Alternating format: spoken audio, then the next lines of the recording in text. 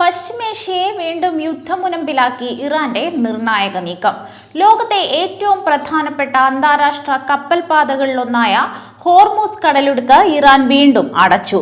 ലെബനന് നേരെ ഇസ്രയേൽ നടത്തിയ തുടർച്ചയായ വ്യോമാക്രമണങ്ങളിൽ പ്രതിഷേധിച്ചാണ് ഇറാന്റെ ഈ അടിയന്തര നടപടി.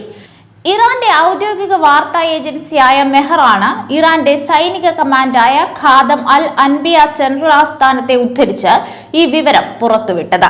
അമേരിക്കയുടെയും ഇസ്രയേലിന്റെയും ഭാഗത്തു നിന്നുണ്ടായത് കടുത്ത വിശ്വാസവഞ്ചനയാണെന്ന് ഇറാൻ സൈന്യം കുറ്റപ്പെടുത്തി. നിലവിലുണ്ടായിരുന്ന വെടിനിർത്തൽ കരാർ ഇസ്രായേൽ പരസ്യമായി ലംഘിച്ചിരിക്കുകയാണ്. ഇസ്രായേലിന്റെ ഭാഗത്തു നിന്നും ഇനിയും പ്രകോപനം തുടർന്നാൽ കടുത്ത തിരിച്ചടിയുണ്ടാകുമെന്ന മുന്നറിയിപ്പും ഇറാൻ സൈന്യം നൽകി കഴിഞ്ഞു. ആഗോള എണ്ണ വ്യാപാരത്തിന്റെ നട്ടെല്ലായ ഹോർമൂസ് കടലിടുക്ക് അടച്ചതോടെ അന്താരാഷ്ട്ര വിപണിയിലും ഇതിന്റെ പ്രതിഫലനം ഉണ്ടാകുമെന്നാണ് വിലയിരുത്തൽ. ഇസ്രായേൽ ലെബനൻ വെടിനിർത്തൽ കരാർ നിലവിൽ വന്ന് മണിക്കൂറുകൾക്കകമാണ് ലെബനനെ ലക്ഷ്യമിട്ട് ഇസ്രായേൽ അതിശക്തമായ ആക്രമണം അഴിച്ചുവിട്ടത്. കഴിഞ്ഞ 24 മണിക്കൂറിനിടെ തെക്കൻ ലെബനനിൽ മാത്രം 32 പേരാണ് കൊല്ലപ്പെട്ടത്. വെള്ളിയാഴ്ചയായിരുന്നു ഏറെ ചർച്ചകൾക്കൊടുവിൽ ഇസ്രായേൽ ലെബനൻ വെടിനിർത്തൽ കരാർ പ്രാബല്യത്തിൽ വന്നത്. ഇറാൻ US ധാരണാപത്രം പ്രാവർത്തികമാകുന്നതിന്റെ ഭാഗമായി മേഖലയിൽ സമാധാനം കൊണ്ടുവരാനാണ് ഈ നീക്കമെന്നായിരുന്നു അമേരിക്ക അവകാശപ്പെട്ടിരുന്നത്. യുഎസിന്റെ കടുത്ത സമ്മർദ്ദത്തിന് വഴങ്ങിയാണ് ഇസ്രയേലും ഹിസ്ബുള്ളയും വെടിനിർത്തലിന് തയ്യാറായതും. എന്നാൽ കരാറിന്റെ ആയുസ് മണിക്കൂറുകളുടെ ദൈർഘ്യം മാത്രമേ ഉണ്ടായിരുന്നുള്ളൂ എന്നാണ് പുതിയ സംഭവ വികാസങ്ങൾ തെളിയിക്കുന്നത്. വെടിനിർത്തൽ കരാർ ലംഘിക്കപ്പെട്ടതോടെ പശ്ചിമേഷ്യ വീണ്ടും ഒരു വൻ യുദ്ധത്തിന്റെ നിഴലിലാണ്. ഹോർമൂസ് കടലിടുക്ക് അടച്ചുകൊണ്ടുള്ള ഇറാന്റെ നീക്കം വരും ദിവസങ്ങളിൽ ലോകരാഷ്ട്രങ്ങൾക്കിടയിൽ എന്ത് ചലനമുണ്ടാക്കുമെന്ന് ഉറ്റുനോക്കുകയാണ് ലോകം. US പ്രസിഡന്റ് ഡൊണാൾഡ് ട്രംപും ഇറ്റാലിയൻ പ്രധാനമന്ത്രി ജോർജ മെലോനിയും തമ്മിലുള്ള വാക്പോര് തുടരുന്നു. മെലോനി ഇറ്റലിയിൽ മോശം പ്രകടനമാണ് കാഴ്ചവെക്കുന്നതെന്നും ജനപ്രീതി കുറവാണെന്നും ട്രംപ് ട്രൂത്ത് സോഷ്യലിൽ ആരോപിച്ചു. G7 ഉച്ചകോടിയിലെ താനുമായി ഫോട്ടോ എടുക്കാൻ ആവർത്തിച്ച് മെലോനി ആവശ്യപ്പെട്ടെന്നും സ്വന്തം രാജ്യത്ത് ജനപ്രീതി കുറയുന്നതിനാലാകാം മെലോനി ഇത്തരം തന്ത്രങ്ങൾ പയറ്റുന്നതെന്നും ട്രംപ് പറഞ്ഞു.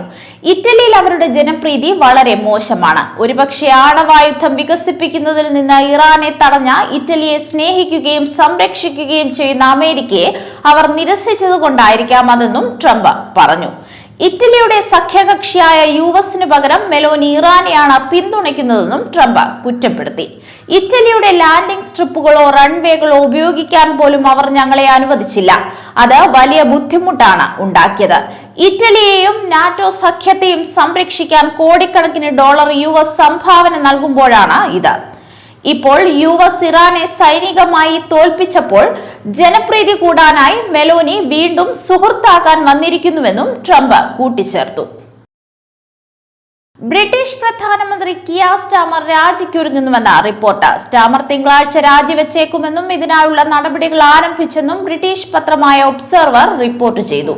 മന്ത്രിമാരും ഉപദേശകരും തൊഴിലാളി യൂണിയൻ നേതാക്കളുമായും നടത്തിയ ചർച്ചയ്ക്ക് ശേഷമാണ് സ്റ്റാമർ രാജി തീരുമാനത്തിലെത്തിയതെന്നാണ് റിപ്പോർട്ട്.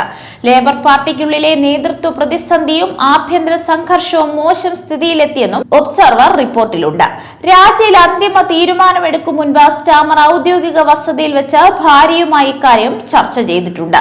തിങ്കളാഴ്ചയോടെ രാജ്യക്കാര്യത്തിൽ വ്യക്തതയുണ്ടാകും. അതേസമയം വിഷയത്തിൽ ഡൌണിംഗ് സ്ട്രീറ്റ് ഔദ്യോഗികമായി പ്രതികരിച്ചിട്ടില്ലെന്നും റിപ്പോർട്ടിൽ പറയുന്നു.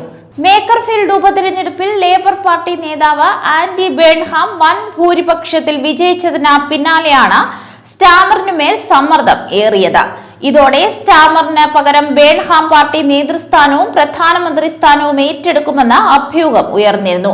പാർട്ടി എംപിമാരുടെ പിന്തുണയും ബേൺഹാമിനാണ് കൂടുതൽ.